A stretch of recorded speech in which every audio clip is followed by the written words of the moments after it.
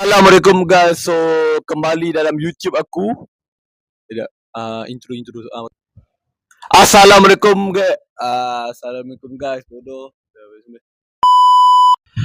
Assalamualaikum guys. So welcome back to my channel Faiz Naga Semut. So kasih unta brother. So aku ada satu kata-kata tapi sebelum aku bagi kata-kata, aku akan ceritakan dulu So kadang-kadang aku selalunya akan tengok cerita-cerita kan tentang sejarah, tentang bertamadunnya manusia, betul tak? So bila aku tengok cerita tu, kadang-kadang yang membuatkan ia jadi bertamadun bukannya bangsa ataupun agama, tetapi adalah sikap dan sifat individu seseorang manusia tu sendiri. Itu saja aku nak bagi tahu Bila kadang-kadang bila aku tengok kadang dalam dunia sekarang, dalam cerita-cerita yang banyak sekarang kan, bila kita tengok semua, yang mencerminkan diri kita adalah bukannya bangsa ataupun agama, tapi adalah diri itu sendiri.